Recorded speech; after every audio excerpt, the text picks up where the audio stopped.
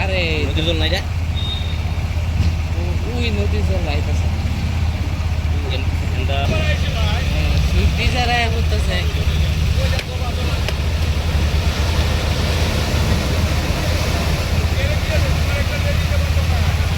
Actually আমাদের সবসময় দেখা গেছে যে হাওড়া নদীর যে অবস্থা সেখানে আমাদের উজানে মানে বড়মুড়া বা ওই সমস্ত জায়গাতে যদি বৃষ্টি বাড়ে হঠাৎ করে এদিকে এখানে জলটা বেড়ে যায়।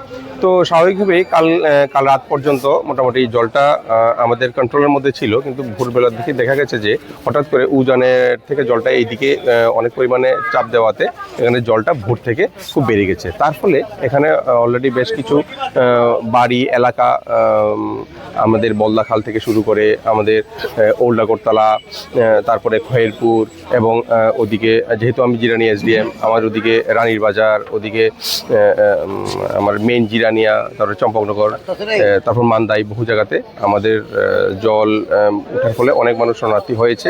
তবে এখন পর্যন্ত আমরা 4টা শরণার্থী ক্যাম্প খুলেছি। আমরা চন্দ্রপুরে অমূল্য বিয়ে বাড়ি খুলেছি, রানীর বাজারে অলরেডি রানীরগাঁও স্কুলে খুলেছি, জিরানিয়াতে অলরেডি একটা স্কুলে খুলেছি, মান্দাই স্কুলে খুলেছি।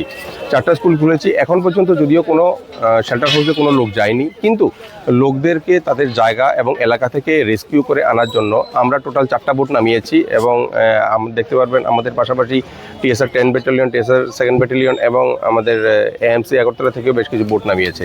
তো আমাদের জিরানিয়ার অঙ্গ আমাদের যে বলদাখাল এরিয়া, তার জন্য আমাদের অলরেডি একটা বোট আমাদের বলদাখাল স্কুলের দিকে যেখানে ওল্ড আগরতলা থেকে অ্যাক্সেস পাচ্ছে ওখানে অলরেডি নেমে গেছে, এবং আরেকটা বোট অলরেডি এখান থেকে নেমে গেছে। তার পাশাপাশি আরও অন্যান্য ডিপার্টমেন্টের বোটও নেমেছে।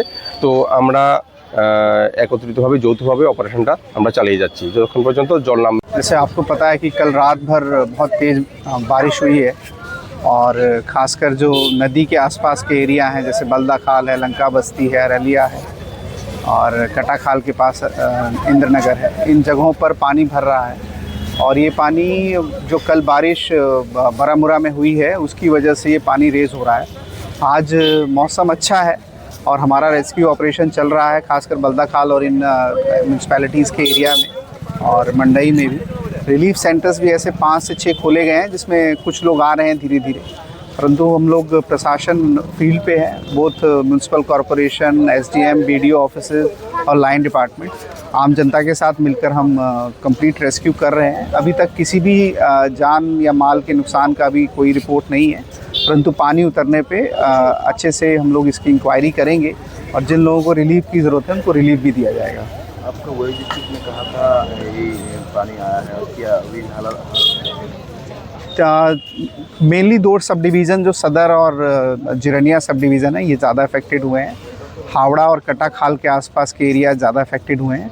कुछ हद तक मोहनपुर में भी बमूटिया एरिया में समस्या हुई है और हम लोग नज़र इस पे बनाए हुए हैं अच्छे से और रिलीफ का काम ज़ोरों से चल रहा है।